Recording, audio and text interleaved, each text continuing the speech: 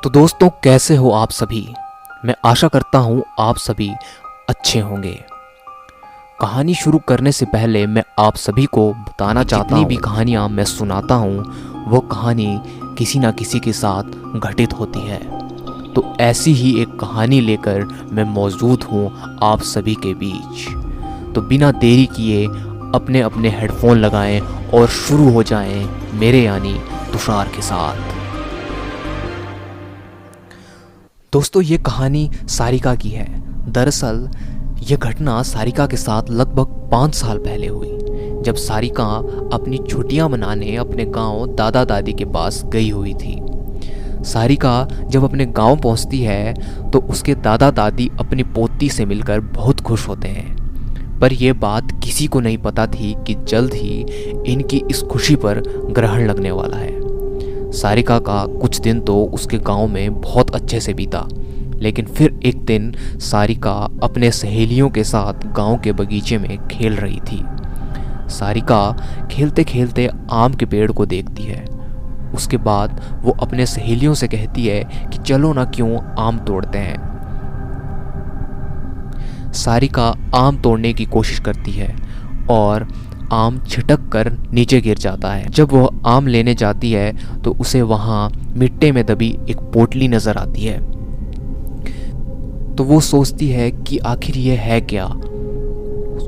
ये सोचकर वो पोटली बाहर निकाल देती है उस पोटली को खोलकर देखती है तो उसमें कंगन मिलते हैं जो बहुत पुराने दिखाई दे रहे होते हैं। सारिका को पता भी नहीं था कि यह कंगन उसकी ज़िंदगी का सबसे भयानक हिस्सा बनने वाले हैं। वह कंगन उसे अपनी ओर आकर्षित कर लेता है, जिसकी वजह से वह उस कंगन को अपने घर ले जाती है। घर आकर वो ये सारी बातें अपनी दादी को बता देती है और वह उसे कंगन भी दिखाती है। फिर दादी ने जो कहा वह सुनकर सारिका डर से कांपने लगती है। दादी कहती है कि वो पोटली कोई आम पोटली नहीं थी, वह एक चुड़ैल की पोटली थी। तुमने यह कंगन उस पोटली से निकालकर उस चुड़ैल को गुस्सा दिला दिया है, वह तुम्हारे पास ज़रूर आएगी। सारिका डरते हुए दादी से बोलती है कि मैं समझी नहीं दादी, वो क्यों और कैसे आएगी। दादी ने बोला, ऐसी ही पोटली में भटकती हुई आत्माओं को कैद करके ज़मीन में गाड़ा जाता है और तुमने उसी पोटली को ज़मीन से निकाला है और उसका कंगन भी तुम लेकर आ गई हो। तुम इस मनहूस कंगन के साथ उस चुड़ैल को भी अपने पीछे पीछे ले आई हो। ऐसी भटकती हुई गुस्सैल चुड़ैलें अपना बदला जरूर लेती हैं।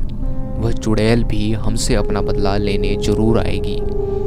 सारिका इस बात से डरती तो है, पर उसे ज़्यादा यकीन नहीं होता और वो जाकर अपने कमरे में सो जाती है। उसी रात को करीब 1 बजे उसके कमरे की लाइट जलने व बुझने लगती है। सारिका की नींद खुलती है तो वो देखती है कि लाइट नहीं है। वह अपने बिस्तर के बगल रखे टेबल पर पानी पीने के लिए मुड़ती है। तभी वो देखती है कि टेबल के पीछे कोने में कोई औरत बैठी है, जिसकी आंखें एकदम लाल है और एकटक उसे ही देखे जा रही है। सारिका चिल्लाते हुए अपने दादी के पास जाती है, पर दादी के कमरे में दादी उसको नज़र नहीं आती। वह बरामदे में जाती है तो दादी उसको ज़मीन पर गिरी मिलती है।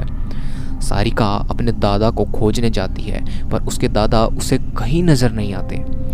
जब वह पूरे घर में अंधेरे में खुद को अकेला पाती है तो डर के मारे बेहोश हो जाती है। सुबह जब उसकी नींद खुलती है तो उसे अपने दादा दादी दिखते हैं। वो अपने दादी को सारी कहानी बीते रात की बता देती है।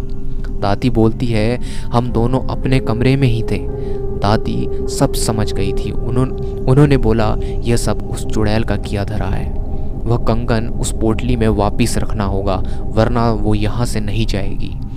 सारिका बोलती है, चलो ना दादी, अभी कंगन रखाते हैं। दादी कहती है, नहीं, उस चुड़ैल से पीछा छुड़ाना है तो तुम्हें अकेले ही वो भी रात को जाकर उस कंगन को वहाँ रखना होगा, क्योंकि वह तुम्हारे पीछे लगी हुई है।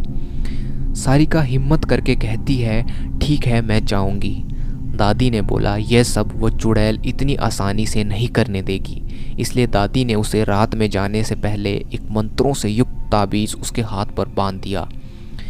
अब सारिका रात होने के बाद अकेले बगीचे की तरफ निकलती है।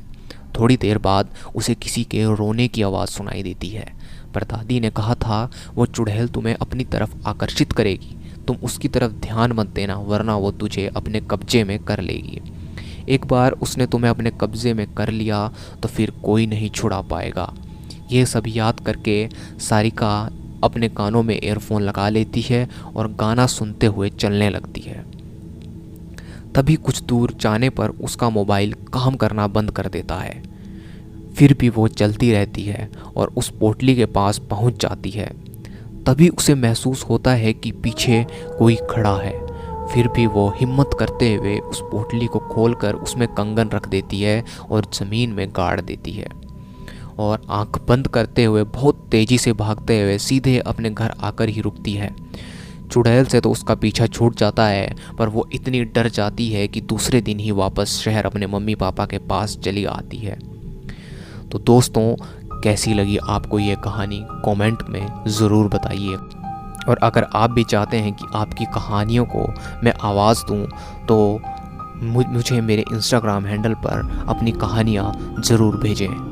और ऐसी ही कहानियाँ और सुनने के लिए चैनल को सब्सक्राइब ज़रूर करें।